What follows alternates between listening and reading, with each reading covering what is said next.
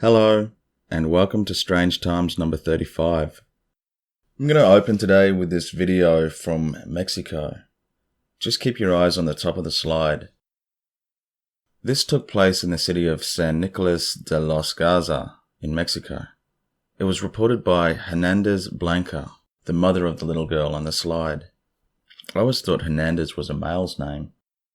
The clip, which was filmed after dark, shows the girl sliding down the chute to join her older sister at the bottom. At the time, nobody had noticed anything strange or unusual, and that's common. No one ever notices at the time, it's always after when they're reviewing the footage. When Blanca went over the footage at home, she noticed to her horror that a peculiar face had appeared at the top of the slide just as her daughter was sliding down, as you can see there. Quote, "I did not know whether to upload this or not, but I decided to share it. This happened to my daughter 4 days ago, and I told several people that I was shocked and asked them what's there. My daughter and her father were scared. I don't know why this happened or why it happened to my baby daughter. Every time I watch this video, it makes my skin crawl. I just wanted to share this paranormal story with you, and somebody please can give me a hypothesis for this because I'm in shock." Close quote. It's an interesting one. I'll be honest with you, when I first saw it, I wasn't expecting that face to come forward like that, and it kind of gave me a little bit of a scare. I noticed on the original YouTube video, if I can talk properly, which I usually can't, it's got a lot of downvotes. And so I'm wondering if the viewers know something that I don't know. Maybe it's a known hoax or something. Or maybe that face, the ghost face, is a mask or something that's well known in Mexico. When I first saw it, I thought it was one of those slides where there's like a short tunnel before the actual slide drops down, the chute drops down. But when you look at it, it's actually just a ladder that goes straight up to the slide, to the mouth of the slide, and there's like a bar over the top. And so whatever that face is, you assume it's standing on the ladder there and just sort of peeking over and moving its head forward as the baby slides down the slide. I can't see any legs there. Maybe you guys can, but not I. And so, as usual, it comes down to whether we can trust the owner of the video. Is she trying to hoax us? Because that would be very easy to hoax. I could do it tonight for you if you want. So basically what I'm trying to say here is, if she's telling the truth, then that's a brilliant video. So let's move on anyway. Like I said, this is Strange Times number 35. That's 35. And it's my last Strange Times. But this Strange Times series is going to be replaced with, it's pretty much the same thing. It's, I don't really want to say much about it because I want to surprise all of you. But there's going to be something similar to this where it's just me yapping on, talking about various subjects that pop up in the news or wherever. However, in this new series, I'm planning on doing video of myself instead of just my voice. So you get to see here. Here's a picture of me recording this right now. Just to acclimatize you to, what's coming up, so you're not too shocked when you see me. Looking pretty rough. It is 6 o'clock in the morning. But yeah, that's me. Hello. Right. That's that.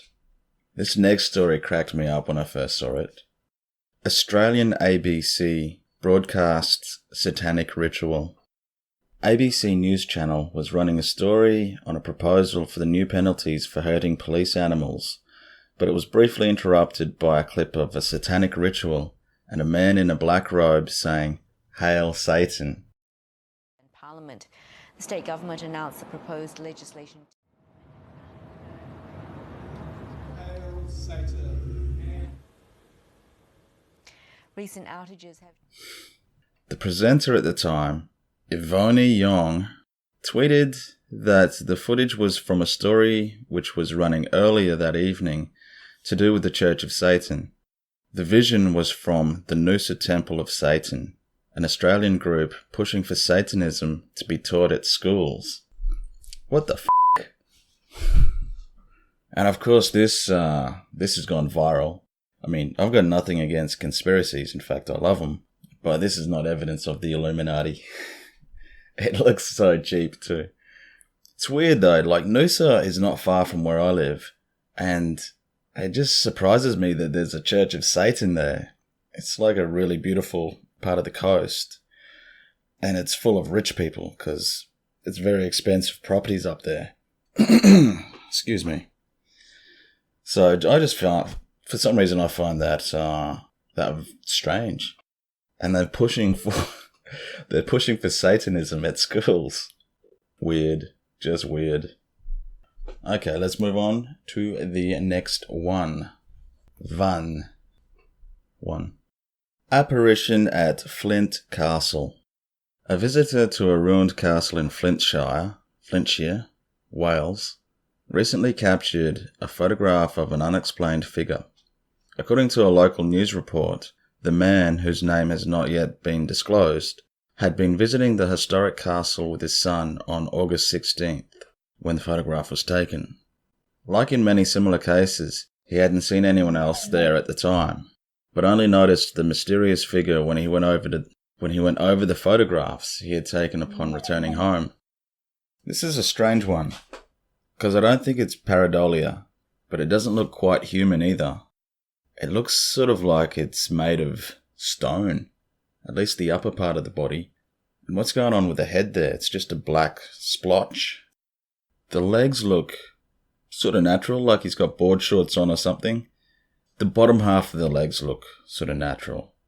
It appears that he's wearing some sort of runners or sand shoes or something. And you can see 2 feet there, or what appears to be 2 feet. One behind the other. I don't know how he spotted it though, because look at the wide angle of it. Just looks like a shrub or something. I would not have spotted that. But on the close-up, it's hard to... If that's pareidolia, that is pretty awesome. It doesn't look like it's got hands. Or does it? Oh, sort of. Yeah, it does. Yeah, I can see some hands. No fingers though. Yeah, it's interesting. Okay, so now we're off to Oregon in the West. In the West? In the US. Why did I say West? I don't even know if Oregon is in the West. Let me check. Yes, it is. I guess it's got to be west of somewhere, though, Moving on. Cattle mutilations in Oregon.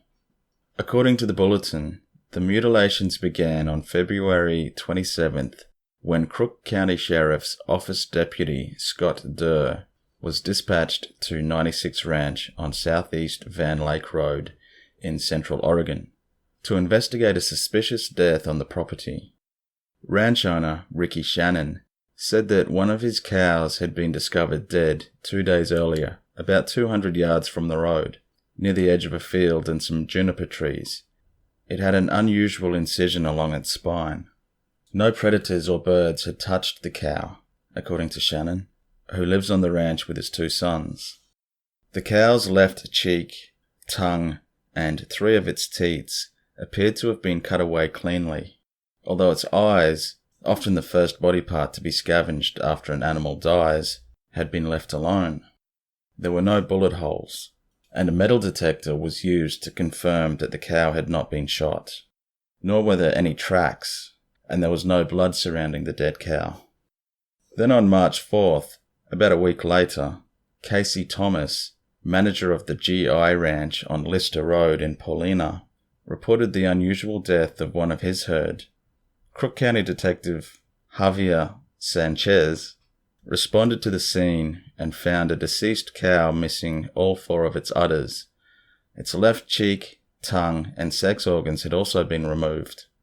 In his report, Sanchez wrote that between the front legs, an uneven patch of hair was missing, and in the middle was a prick mark. That's interesting. Why would you shave it? Like if you were some covert, I don't know, cow mutilator, why would you have to shave the hair? Just thinking further, I guess it's so they can find a vein. That's the only reason I can think of. Because it wouldn't be for, for sanitation. Like, you're about to mutilate this cow, so you don't care if it gets an infection. Continuing with the article. The following day, Crook County Sheriff's Office Deputy Sergeant Timothy Durham. Wasn't the other guy called Durr? Yeah, Scott Durr. Irrelevant. Just found that kind of weird. Responded to... So, Timothy Durham.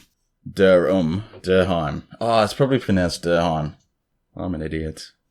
So, Timothy Durham responded to a report of a wolf kill at the McCormack Ranch on southeast Bear Creek Road, although it was quickly apparent that the deceased cow had not been killed by any wolf. Again, the animal was missing soft tissue. Its left cheek, left eye, tongue, and one udder had been removed, its anus cored out, and its reproductive organs excised without puncturing its gut. Several straight incisions were also noted by Durham, along with a puncture wound between the neck and shoulders. He did not, however, find any bite marks. Quote, "Again I noted straight, clean incisions where the cheek had been. There were no apparent animal or human tracks immediately surrounding the carcass, and only minimal blood in the area. I know from personal experience that if an animal is killed or scavenged by predators, there is typically a large, bloody, and messy area around the carcass." Close quote. On March 6th, only 2 days after he had first reported a suspicious cattle death to the police, Casey Thomas alerted the authorities to another dead cow on his property.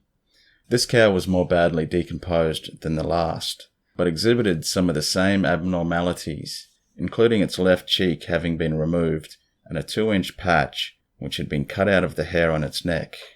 Photos of the dead cows were taken by detectives to Prineville veterinarian Dr. Taylor Carlin, who agreed that the deaths appeared unnatural.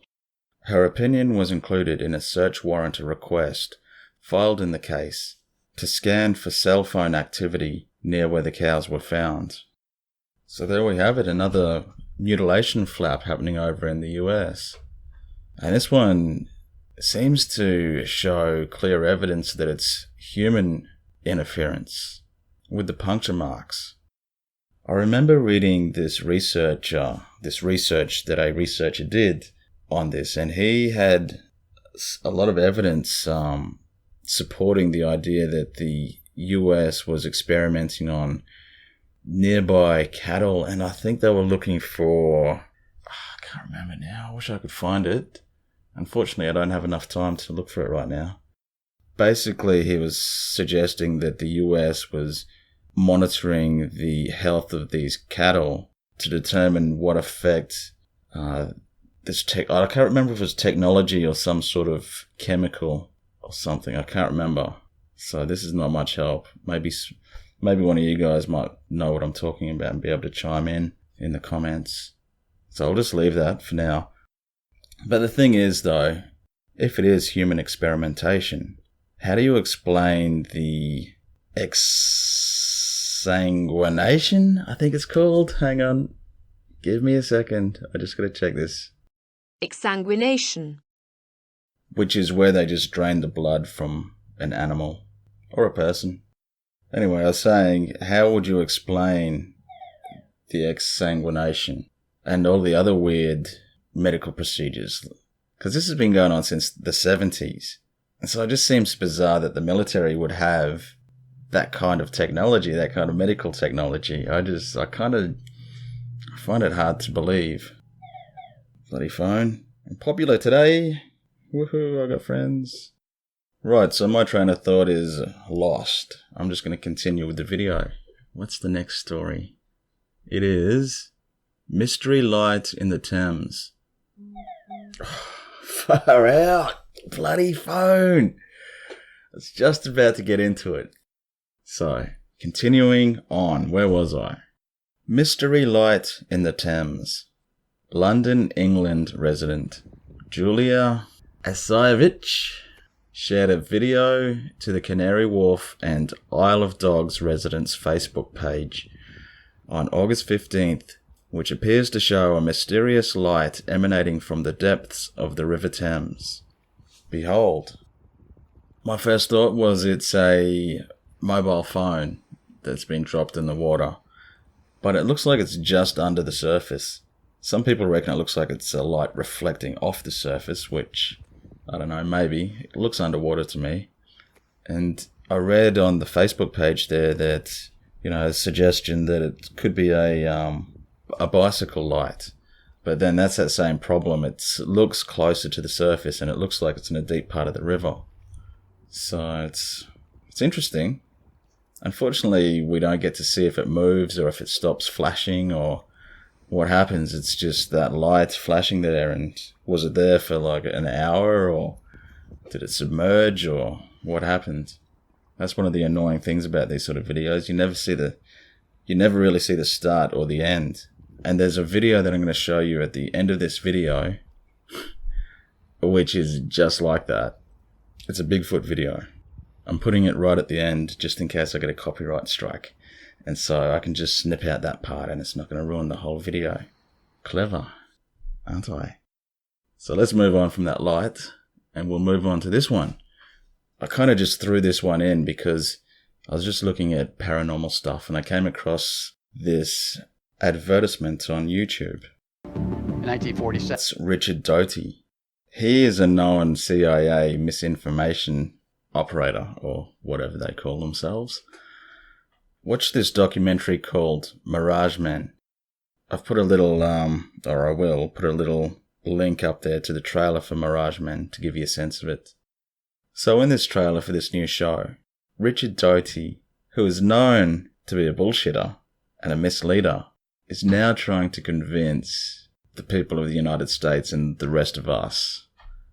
Yeah, trying to convince us that Roswell was real, that all of these UFO crashes were real, that live aliens were collected, and that the US, I assume he's going to say that the US used that alien technology to boost their military and to boost their own technology.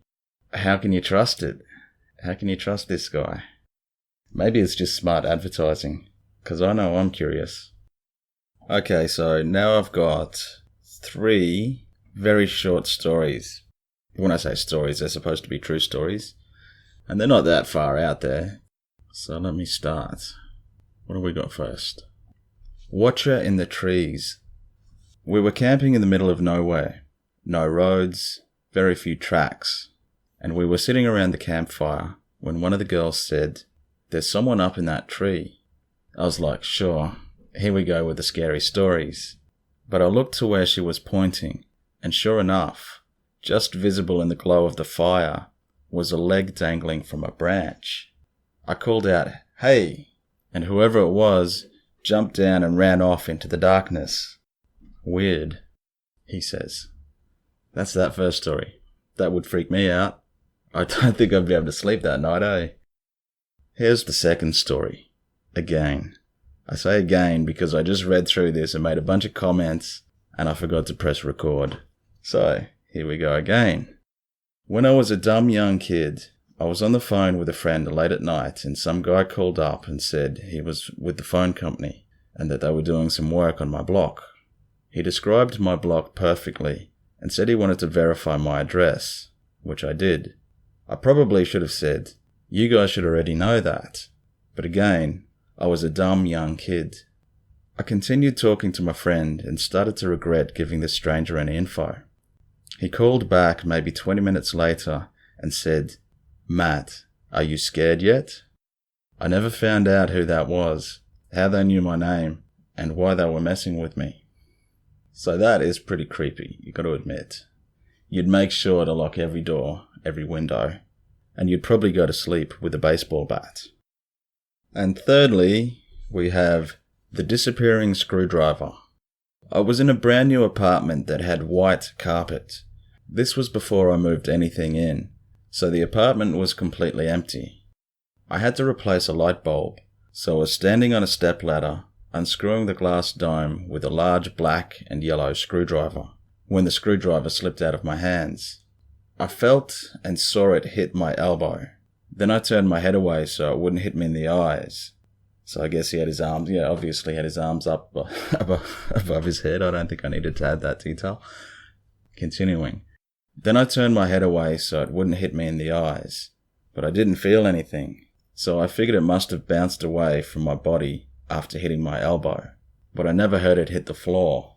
So, once again, this is a completely empty apartment with white carpet floors, and I just dropped a black screwdriver, except I never once heard the screwdriver hit the floor, and I couldn't see it sitting on the floor. I never did find that screwdriver. Those apports, and the opposite of apports, which I do not know the name of, teleports maybe, are weird, and they happen often, just little small things like that. You hear about this all the time. So in this case, it's not an apport. An apport is where it appears out of nowhere, and this one's disappeared, so I'm going to call it a teleport, but correct me if I'm wrong, and I probably am. And so that's those stories done, but I just wanted to add at the very end here, like I said, this Bigfoot video. It only goes for literally like 2 seconds, and I'll just replay it over a few times, and I'm not even going to comment on it. I'll just let you have a look, and I'll leave the link, and you guys can sort of decide for yourself. So with that said, I'll play the video at the end, and I bid you farewell, and goodbye, strange times. It's been fun, but the next stage is going to be more fun. So see you later.